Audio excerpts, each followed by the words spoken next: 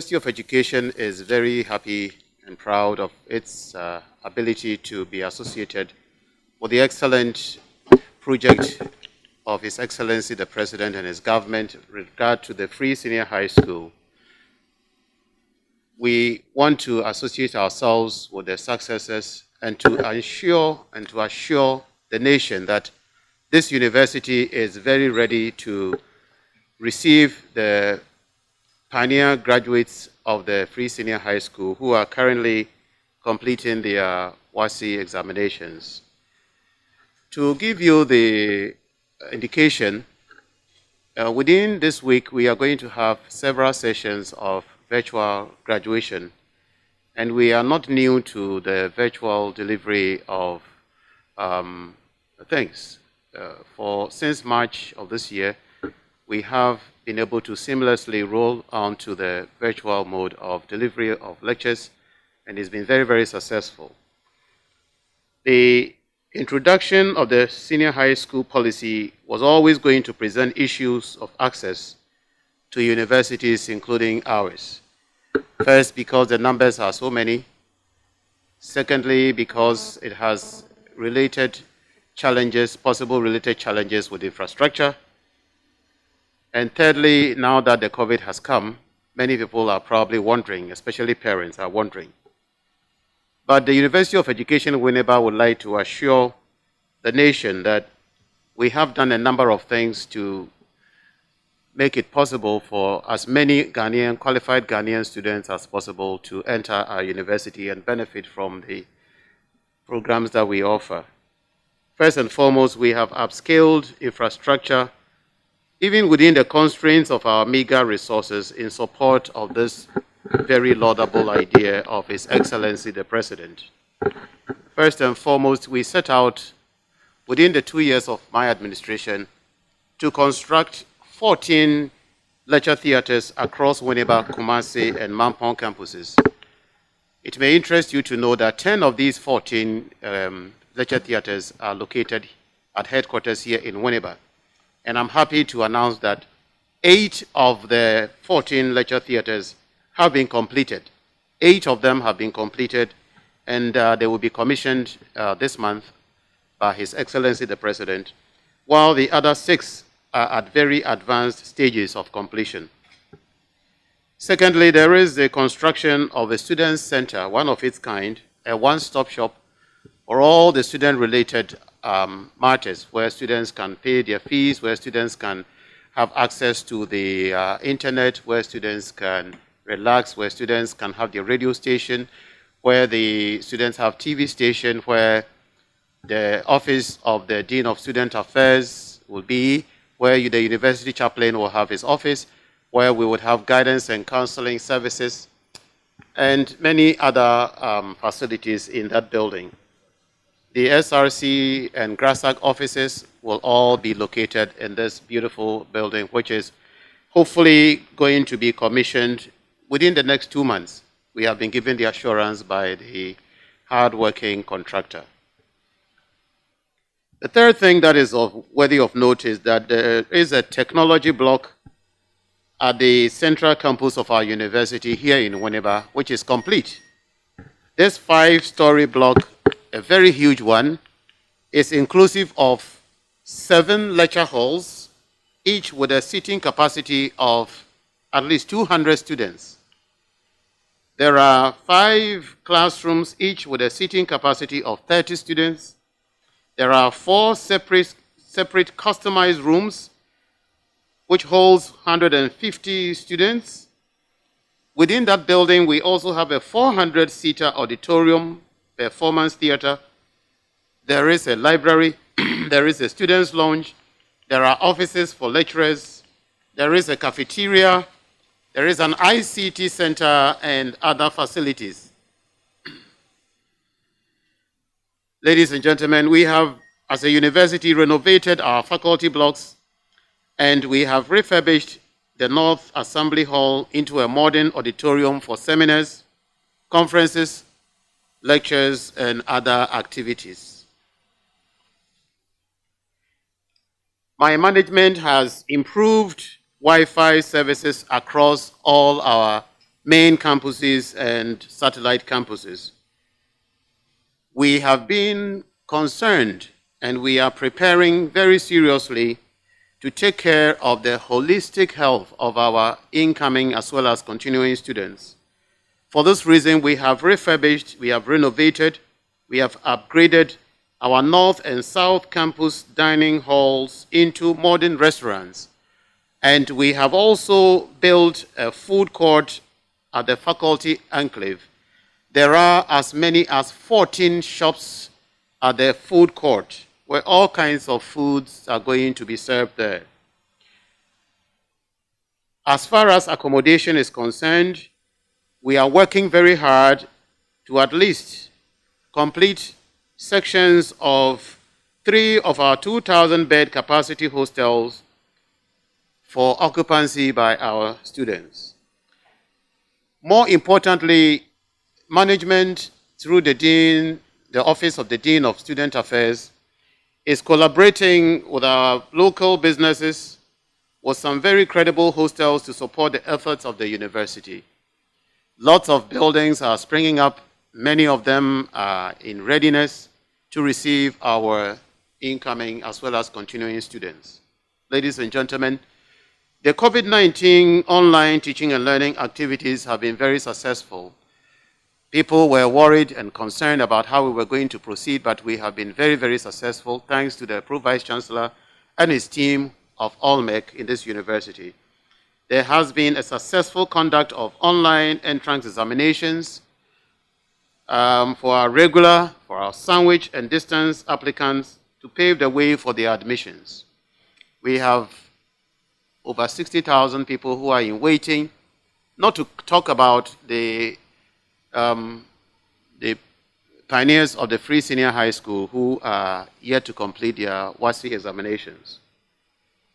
We have just finished with the Distance Education Edition, which saw an excellent participation.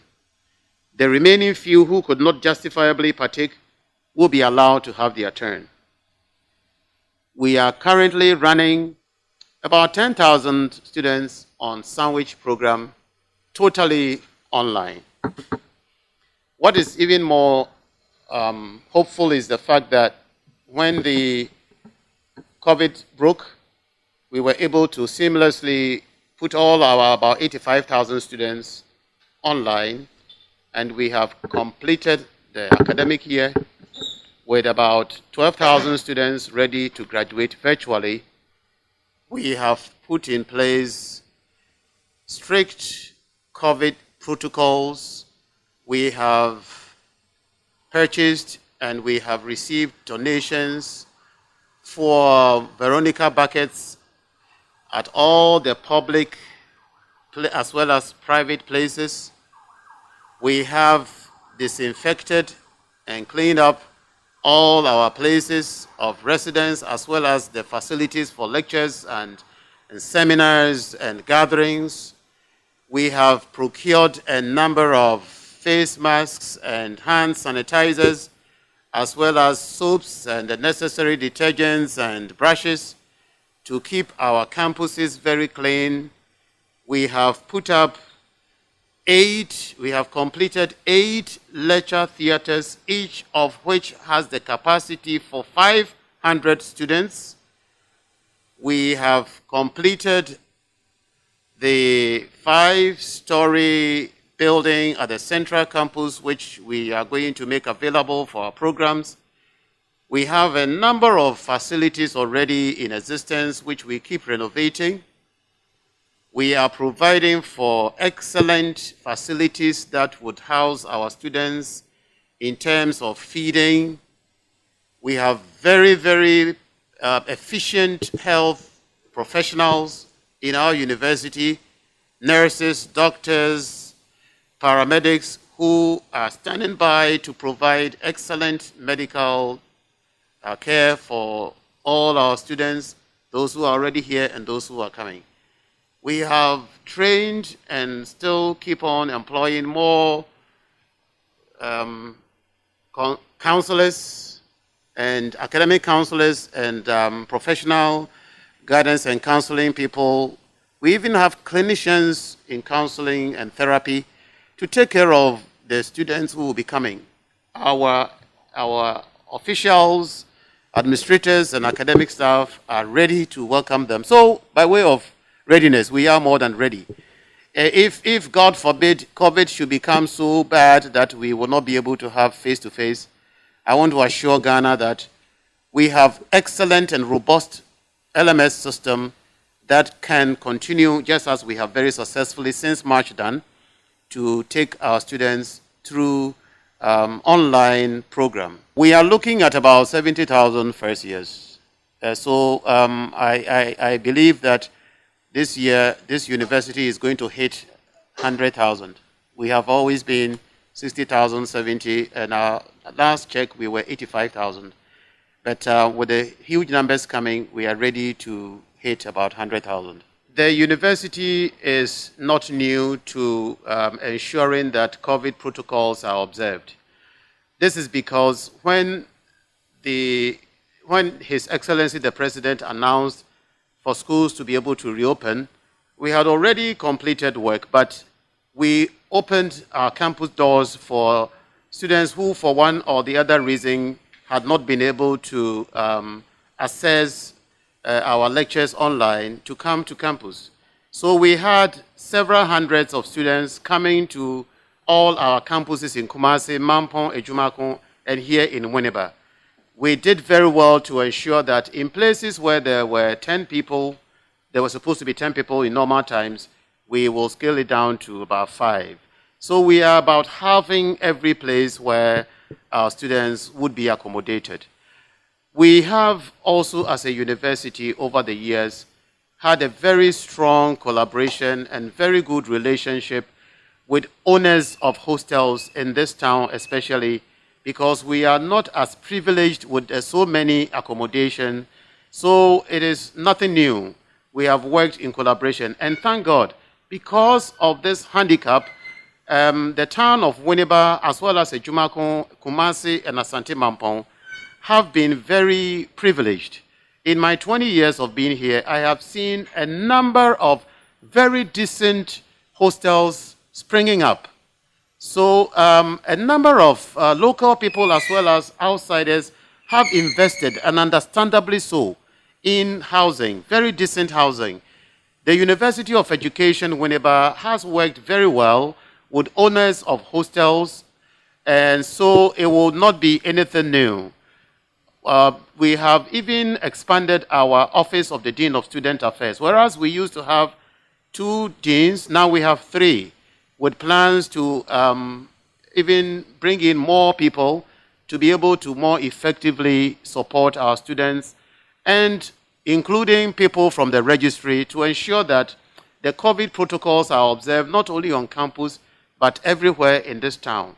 The people of Winneba are very understanding, they are very cooperative. They know what the COVID is about. So we in Winneba have been very fortunate. We haven't had too many cases. So I think it's because Winneba people have been very obedient and have been very respectful of what the medical team of COVID National is requiring.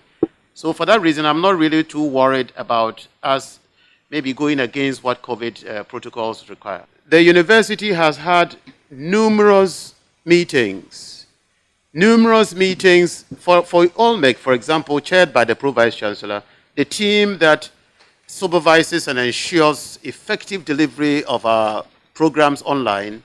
They meet weekly, sometimes more than once a week. Some of the specific things that as a university we are going to do will be to introduce and to effect a hybrid form of delivery. So any particular student coming to this university within the next, as soon as His Excellency the President opens the doors for us, will not necessarily be expected to meet lectures in a classroom throughout.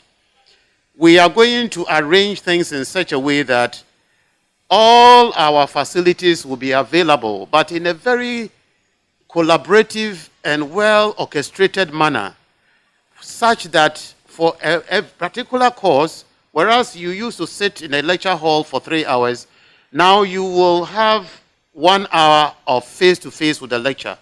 lecturer. This way, everybody gets access to meet the lecturers, and it is because we are having things, there won't be enough room for people to meet. So every student, for every particular course they are taking, would have 1 hour face-to-face with the lecturer and 2 hours of online relationship. There will also be some of the presentations on our university website in a form of movies and videos. Then we are also very fortunate to have a very, very robust radio station which has been in existence for as long as the university has been. So, face-to-face, online, videos, radio, students should be fine. That also allows for students to be flexible with their movement. In other words, if a student lives in Swedru or Kaswa, or even Accra or Cape Coast, the new normal is going to be such that, especially for a continuing student, they can very effectively, like we used to have many years ago when we were studying in the Americas and the Britain, I lived 50 miles away, but I was coming to school like 3 times a week, but I was doing everything as well as possible because of the high technology that was guiding what we were doing. So we have brought that here, and very effectively we are doing it. We are going to take the total of about 70,000. It may even be more, because currently, I am sure it's going to be more, because currently we have applications of over 50,000 applications. Without WASI, we have 52,000 applications to enter into our first year. And I know WASI is going to be even more. So it looks like first years are going to be probably 100,000 already. But as far as facilities are concerned, I can assure you, you can come back later to check. We are purchasing new servers. We are enhancing our equipment.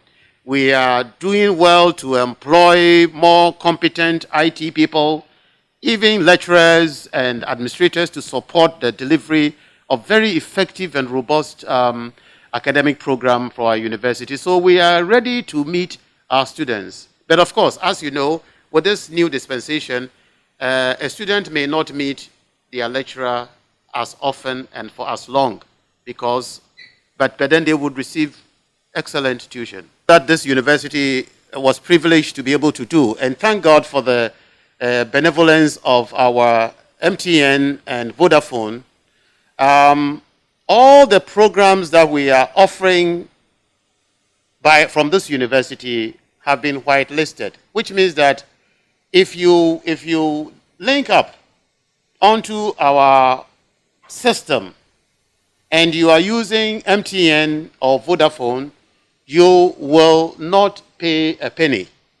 It will be free for you.